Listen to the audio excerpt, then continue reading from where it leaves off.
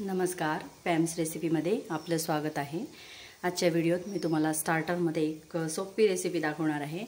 Boil अंडा fry. आपल्याला starter म्हणून कधीतरी आपल्याला खायचं असलं तर आपण करू शकतात। हे अंडे बॉईल केलेत, सोलून घेतलेत आणि त्यांना बारीक चॉप करून घ्यायचं आहे। अगदी असं बारीक कापायचं आहे।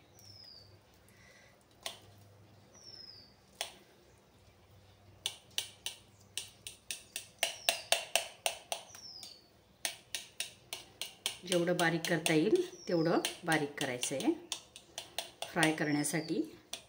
आणि आपल्याला टोमॅटो, बारीक कांदा कापला आहे, बारीक टोमॅटो कापून घेतला आहे, कोथिंबीर घेतली आहे। आता मी कढई ठेवली आहे आणि कढईमध्ये आपल्याला फ्राय करायचं आहे। कढई ठेवले, कढईत तेल टाकलेलं आहे, त्यात आपल्याला कांदा आणि टोमॅटो टाकायचे। छान असं फ्राय करून घ्यायचं आहे।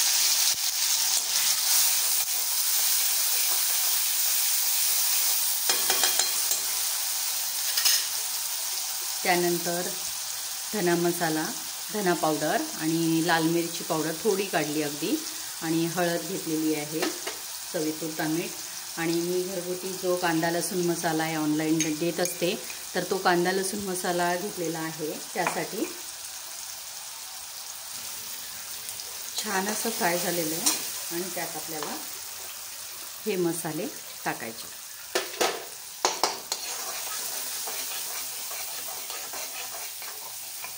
आणि मग आपल्याला हा बारीक तुकडे केलेला बॉईल अंडा आपल्याला त्यात घालायचं आहे। शक्यतो त्यातलं पिवळा बल्क जर तुम्ही काढून घेतला, थोडा कमी केला तर आणखी छान होतं। थोडी कोथिंबीर घालायची आहे। त्यानंतर कांदा लसूण मसाला हा अर्धा चमचा,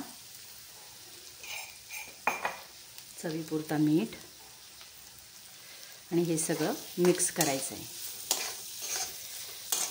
झटपट असा बॉईल अंडा फ्राय, एक स्टार्टर रेसिपी छान होते। तुम्हाला संध्याकाळी कधी कंटाळा आला स्वयंपाक करायचा तर नॉनव्हेज खाणाऱ्यांनी तुम्ही हे असं अगदी छोटंसं रेसिपी बनवू शकतात। आणि अगदी 2 मिनिटात तयार आहे। लगेच तुम्ही 1 मिनिटात वाफ आली की काढून घ्या, कोथिंबीर सर्व करा आणि मस्त असं बॉईल अंडा फ्राय तयार आहे।